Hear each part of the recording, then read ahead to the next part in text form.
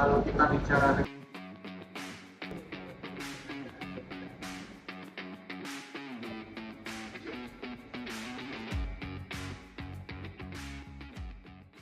Halo teman-teman semuanya, Assalamualaikum warahmatullahi wabarakatuh.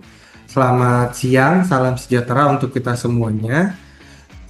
Seperti biasa, saya Nur Hamidi Al-Kausar, Change Agent dari bagian 2 PTI atau bagian pengadaan dan teknologi informasi dari PTPN 4 Regional 2. Seperti biasa, kita melaksanakan sosialisasi bulanan yang berkaitan dengan budaya perusahaan.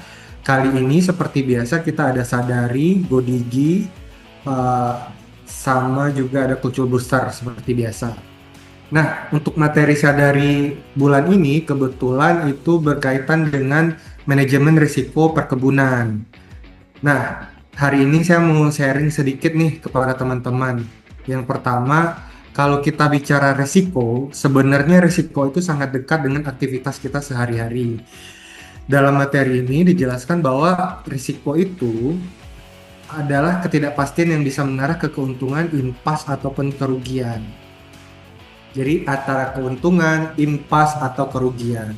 Artinya, industri perkebunan kita memang tidak pernah bisa bekerja dalam kondisi yang 100% pasti. Banyak faktor di luar kendali kita, terutama faktor alam. Di perkebunan juga, tantangan lebih kompleks dibanding sektor lain karena operasional kita sangat bergantung pada cuaca, kondisi tanah, hama penyakit, bahkan kondisi eksternal dan lainnya. Makanya sering kita lihat target yang sudah disusun bagus-bagus di atas kertas bisa berubah karena curah hujan, serangan hama, ataupun kondisi tanaman. Yang menarik adalah konsep risk reducing dan juga risk inducing. Apa itu risk inducing dan risk reducing? Kita merasa tindakan yang kita lakukan sudah benar, padahal tanpa sadar justru menambah resiko. Contohnya seperti pemupukan yang tidak sesuai dosis ataupun penggunaan teknologi tanpa pemahaman teknis yang cukup. Bahkan teknologi yang seharusnya membantu kalau salah penggunaan malah bisa jadi sumber masalah baru. Kemudian ada juga poin penting bahwa manajemen risiko itu bukan hanya tugas bagian tertentu saja, tapi menjadi budaya kerja penuh seluruh risk owner di lapangan. Karena keputusan kecil di lapangan sebenarnya punya dampak besar terhadap produktivitas dan juga biaya perusahaan.